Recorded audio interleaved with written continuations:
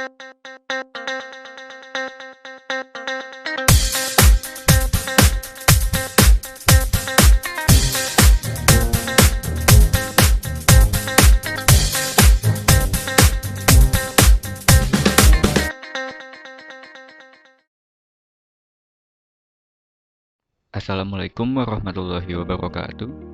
Salam sejahtera bagi kita semua. Om Swastiastu, Namo Buddhaya, salam kebajikan. Perkenalkan, kami dari kelompok B1 mata kuliah Studio Proses Perencanaan dengan wilayah studi Kota Kediri. Izinkan kami untuk mempresentasikan hasil kerja tugas besar kami. Dengan saya Adia Tarik dan Rizky, dibantu dengan teman saya Rika Rohmatila dan Vira Mukti Ardopa. Di sini mewakili kelompok kami untuk memaparkan hasil laporan akhir dari kelompok kami selama 1 semester ini. Pertama-tama, izinkan kami memaparkan kerangka pikir dari kelompok kami. Kerangka pikir kami diawali dari latar belakang hingga sasaran, di mana kemudian kami mengumpulkan data sekunder maupun data primer dari aspek-aspek yang berkaitan erat dengan kehidupan masyarakat. Aspek-aspek ini akan menghasilkan potensi dan masalah dari wilayah perencanaan, yang kemudian akan dirumuskan menjadi isu perencanaan hingga hasil akhir berupa profil wilayah perencanaan. Tahapan proses perencanaan yang kami ambil merujuk pada Lars Anderson, di mana dalam Lars Anderson terdapat 3 tahapan yang kami lakukan, yaitu identify isu, state goal, objective and priority, dan collect and interpret data. Berdasarkan RT/RW Jawa Timur, Kota Kediri termasuk dalam rencana sistem perkotaan yang merupakan pusat kegiatan wilayah. Selain itu, Kota Kediri juga merupakan bagian dari kawasan prioritas Selingkar Wilis dalam rangka percepatan pembangunan ekonomi. Sesuai dengan potensi yang dimiliki, pengembangan kawasan ini difokuskan pada nilai tambah agroindustri dan pengembangan agropolitan. Sedangkan menurut RT/RW Kota Kediri merupakan pusat kegiatan wilayah yang berperan sebagai pusat pelayanan kota yang bertujuan untuk mewujudkan kota sebagai pusat pendidikan, industri, perdagangan jasa yang aman, nyaman, berkelanjutan. Kota Kediri memiliki indeks aksesibilitas yang tinggi, terutama Kota Kediri berinteraksi kuat dengan Kota Surabaya karena adanya pemasaran produk Kota Kediri melalui pelabuhan atau bandara di Kota Surabaya. Adanya proyek bandara di Kabupaten Kediri memungkinkan interaksi Kota Kediri dan Kota Surabaya akan menurun. Namun, adanya bandara tersebut dapat meminimalkan biaya dan memudahkan distribusi produk. Kota Kediri dimungkinkan akan memiliki arus mobilitas manusia atau barang serta intensitas aktivitas yang tinggi di masa depan apabila melakukan perbaikan pada sistem transportasi dan jaringan jalan yang ada. Daerah aliran sungai atau DAS Kota Kediri merupakan bagian dari DAS Brantas yang tersebar ke daerah lainnya di Jawa Timur. Sungai Brantas mempunyai panjang kurang lebih 320 km yang mengalir melingkari Gunung Kelun.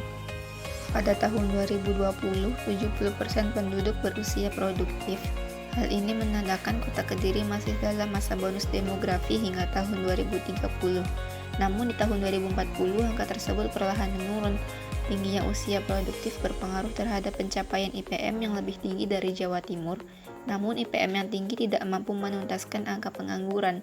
IPM Kota Kediri tergolong tinggi, namun penduduk miskin Kota Kediri lebih rendah dari Jawa Timur karena faktor tingkat produktivitas kerja penduduk yang tinggi berpengaruh pada pendapatan. Jika kemiskinan menurun, maka tingkat kriminalitas akan menurun pula. Namun terdapat faktor lain yang memicu terjadinya kriminalitas, yaitu kelengkapan pelayanan umum. Tingkat kriminalitas yang tinggi di kecamatan kota dapat diduga karena merupakan pusat kota. Penurunan laju pertumbuhan PDRB berkaitan dengan inovasi dan tingkat daya saing yang rendah. Inovasi yang telah ada dan sedang dikembangkan belum dapat menggantikan sektor industri pengolahan sebagai penyokong PDRB terbesar di Kota Kediri. Tingkat kesempatan kerja di Kota Kediri relatif lebih rendah dibandingkan Jawa Timur. Pemerintah belum mampu mengimbangi kondisi bonus demografi dengan jumlah lapangan pekerjaan yang tersedia. Industri pengolahan yang merupakan sektor basis tidak dapat memberikan tingkat kesempatan kerja lebih tinggi dibandingkan beberapa sektor lainnya. Hal inilah yang menyebabkan tingginya tingkat pengangguran untuk menjawab analisis sebelumnya. Kondisi ketimpangan pendapatan berdasarkan indeks ini mengalami ketimpangan sedang. Pertumbuhan kegiatan industri dan perdagangan menyerap tenaga kerja dengan upah yang lebih besar, namun kegiatan ekonomi lainnya belum diberdayakan secara optimal.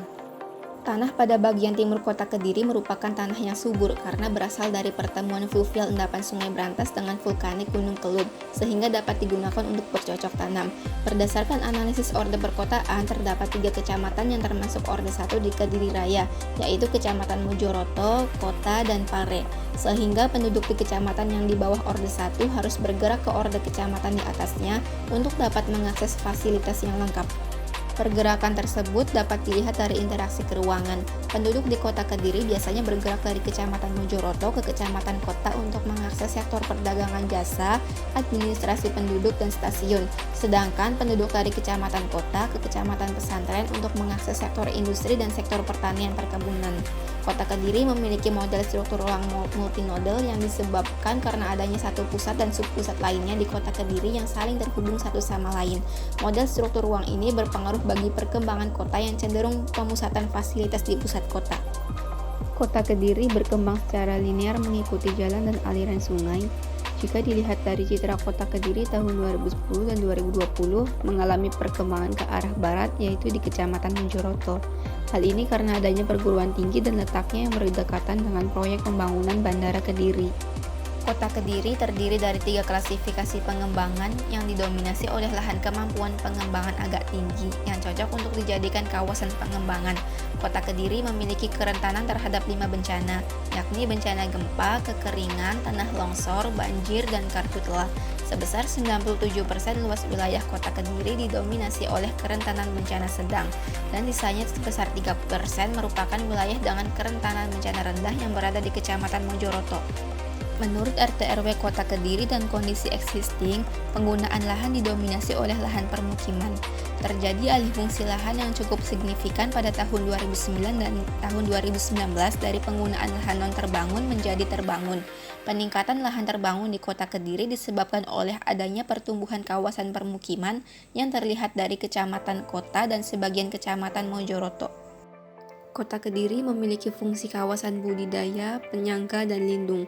Sebelah barat Kecamatan Mojoroto merupakan kawasan dengan fungsi lindung yang memiliki lereng agak curam hingga sangat curam karena berdekatan dengan Gunung Klotok dan dilalui oleh Sungai Brantas. Sedangkan Kecamatan Kota memiliki kawasan budidaya paling luas sehingga cocok untuk dijadikan sebagai pusat pelayanan. Komposisi penduduk didominasi oleh usia 15 hingga 19 tahun. Hal ini menjadi potensi di masa depan yang harus didukung oleh upaya penguatan kualitas sumber daya manusia. Jumlah penduduk Kota Kediri tahun 2020 sebesar lebih dari 286.000 jiwa. Angka kelahiran dari tahun 2011 hingga 2012 cukup tinggi, yang mana disebabkan oleh angka kelahiran 4 kali angka kematian. Tetapi dari tahun 2019 hingga 2020, pertumbuhan penduduk perlahan menurun karena jumlah kematian terus meningkat. Kecamatan Mojoroto memiliki jumlah penduduk terbanyak laki-laki pada setiap tahunnya. Banyaknya jumlah lelaki tersebut mengindikasikan bahwa pertumbuhan penduduk laki-laki di Kecamatan Mojoroto lebih besar, sedangkan pertumbuhan penduduk perempuan di Kecamatan Kota dan Pesantren terus mengalami peningkatan setiap tahunnya. Distribusi penduduk berada di Kecamatan Mojoroto dengan kepadatan penduduk tertinggi di Kecamatan Kota.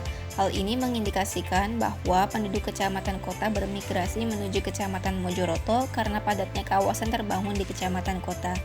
Jumlah penduduk paling sedikit yaitu penduduk dengan rentang usia 60 hingga 64 tahun. Hal ini menguatkan analisis rasio ketergantungan Kota Kediri yang tergolong rendah. Agama yang dianut pada sebagian besar masyarakat di tiap kecamatan yaitu agama Islam dengan persentase sebesar 92%. Di tahun 2010, angka migrasi keluar penduduk cukup tinggi yang mengindikasikan kurangnya peluang ekonomi di Kota Kediri, sehingga masyarakat cenderung melakukan perpindahan. Namun seiring pertumbuhan industri dan perdagangan meningkat, angka migrasi keluar perlahan menurun, hingga di tahun 2020 angka migrasi masuk meningkat, yang mengindikasikan adanya peningkatan daya tarik dari Kota Kediri. Angka kematian Kota Kediri lebih tinggi dibandingkan angka kematian Jawa Timur. Meskipun keberadaan fasilitas kesehatan cukup lengkap, namun angka kematian terus bertambah tiap tahunnya. Hal ini memungkinkan disebabkan oleh kesadaran masyarakat terhadap kesehatan yang masih kurang. Menurut sejarah, Kota Kediri terbentuk sejak zaman Kerajaan Kadiri. Seiring berjalannya waktu, Kediri diserang oleh kerajaan-kerajaan lain sampai kemudian dikuasai oleh VOC. Pada masa penjajahan Belanda, industri besar seperti pabrik gula menjadi aktivitas industri Kota Kediri hingga masa kini. Keberadaan pusat pondok pesantren dapat menumbuhkan aliran kelompok agama yang tumbuh tanpa saling bersinggungan, sehingga pada tahun 2018 Kota Kediri pernah menjadi tempat pelaksanaan peringatan Hari Toleransi Internasional. Aktivitas yang berada di Kota Kediri yaitu aktivitas wisata, seni, olahraga, dan industri. Aktivitas industri ini merupakan salah satu aktivitas yang berjalan pesat. Hal ini sesuai dengan Kota Kediri yang dijuluki sebagai kota industri. Salah satu aktivitas yang paling menonjol di Kota Kediri adalah aktivitas pengolahan tembakau yang dilakukan oleh PT Gudang Garam.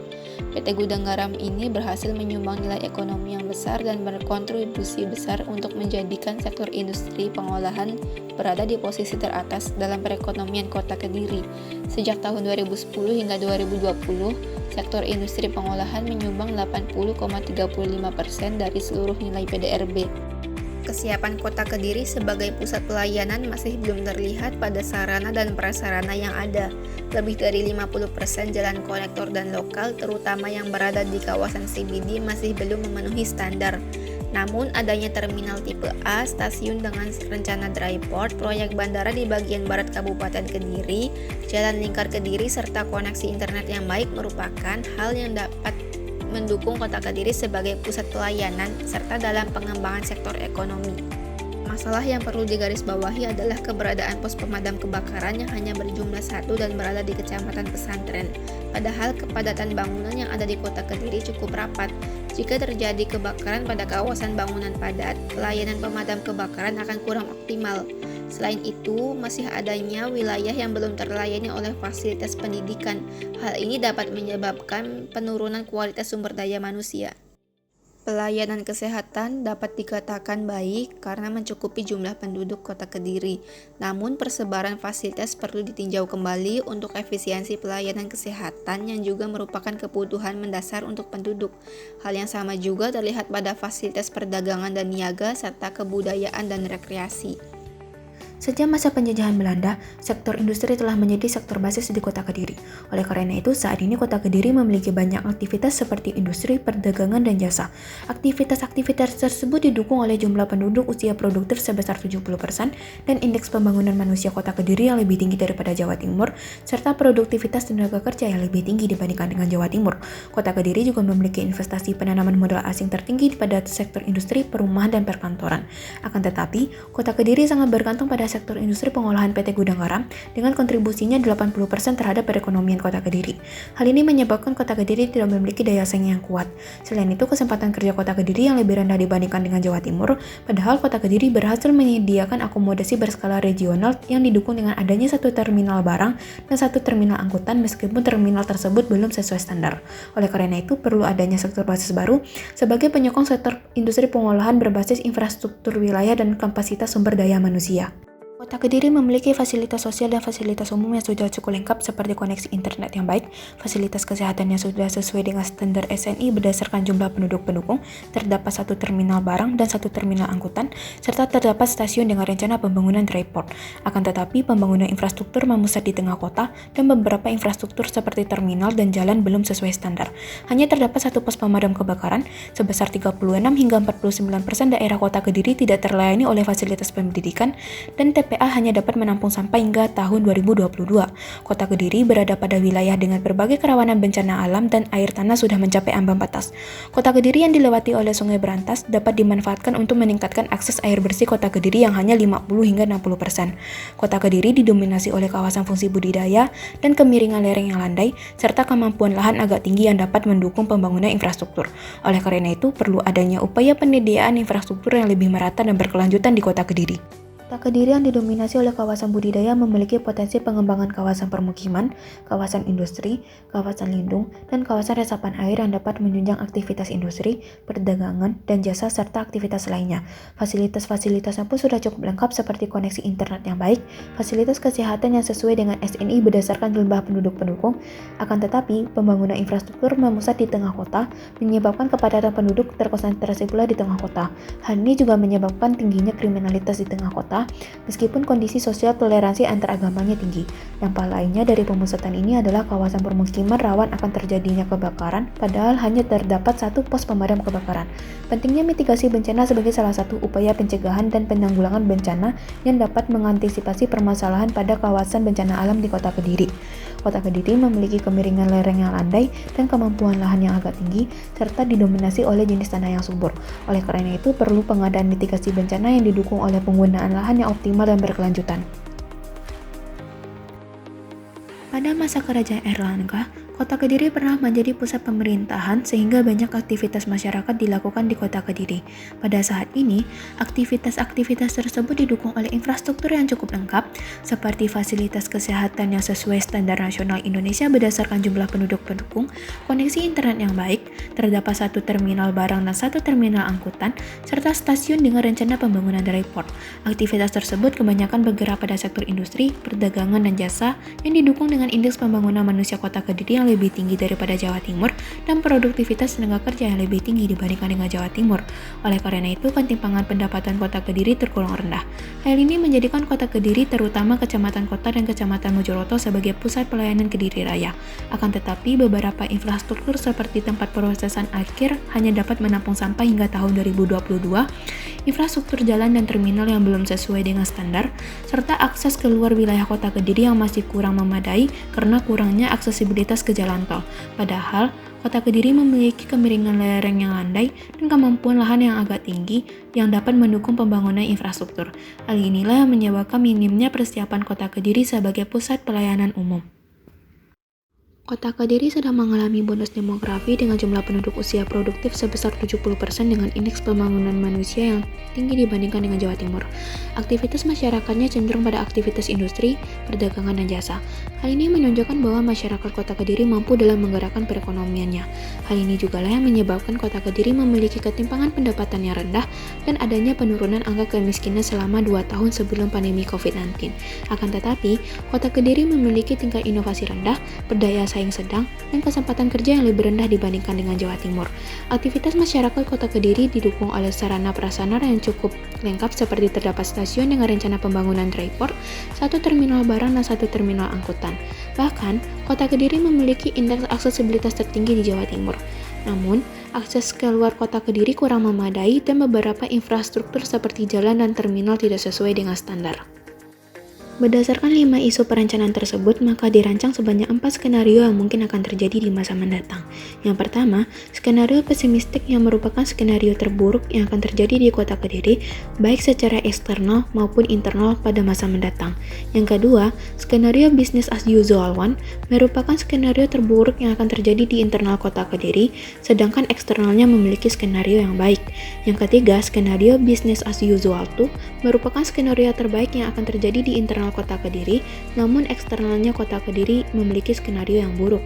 Yang keempat, skenario optimistik merupakan skenario terbaik yang akan terjadi di Kota Kediri, baik eksternalnya maupun internalnya pada masa yang mendatang. Berikut 4 skenario perencanaan Kota Kediri. Berdasarkan potensi masalah, peluang, dan tantangan yang telah diidentifikasi, kemudian dirumuskannya analisis strategi melalui analisis SWOT. Berikut analisis strategi SWOT perencanaan Kota Kediri. Isu-isu perencanaan analisis strategi SWOT yang telah dilakukan dapat menjadi bahan pertimbangan dalam merumuskan isu utama dan gagasan awal perencanaan. Berdasarkan 5 isu perencanaan, 8 strategi SO, 6 strategi WO, 4 strategi ST, dan 8 strategi WT, maka dirumuskannya isu utama perencanaan Kota Kediri, yaitu kurangnya kesiapan pusat pelayanan dalam meningkatkan daya saing dengan pengembangan sektor basis baru melalui pemanfaatan lahan yang berkelanjutan. Isu utama yang telah dirumuskan menjadi pedoman dalam merumuskan gagasan awal perencanaan di Kota Kediri. Tujuan perencanaan Kota Kediri dibagi menjadi 3. 1. Meningkatkan kualitas pusat pelayanan Kota Kediri. 2. Meningkatkan daya saing Kota Kediri. 3. Mewujudkan penggunaan lahan yang berkelanjutan. Berdasarkan tujuan perencanaan tersebut, maka diturunkan ke dalam bentuk sasaran agar dapat mencapai tujuan. Pada tujuan 1 terdapat 4 sasaran. Pertama, terwujudnya pemanfaatan infrastruktur wilayah yang optimal. 2. Terwujudnya kesiapan infrastruktur perkotaan. 3. Meningkatnya intensitas aktivitas yang mendukung pusat pelayanan di Kota Kediri. Dan keempat, terwujudnya penggunaan energi baru yang berkelanjutan. Pada tujuan 2 terdapat 5 sasaran. Pertama, terciptanya beberapa sektor basis ekonomi. 2. Terwujudnya SDM yang berdaya saing. 3. Meningkatnya akses masyarakat terhadap pelayanan fasilitas pendidikan. 4. Meningkatnya kontribusi ekonomi kreatif dalam perekonomian kota. Meningkatnya kinerja investasi Kota Kediri. 5. Terciptanya pertumbuhan ekonomi yang berintegrasi dengan teknologi. Pada tujuan ketiga terdapat 4 sasaran. Pertama, terwujudnya kerjasama penataan ruang dengan Kabupaten Kediri. 2. Terciptanya kelestarian lingkungan hidup. 3. Terwujudnya sistem mitigasi bencana yang optimal, meningkatnya efektivitas penataan ruang. Dan keempat, terciptanya kesesuaian penggunaan lahan. Sekian presentasi dari kelompok B1. Mohon maaf apabila ada kesalahan dalam penyampaian. Atas perhatiannya, kami kelompok dari B1 mengucapkan terima kasih sebesar-besarnya. Wassalamualaikum warahmatullahi wabarakatuh.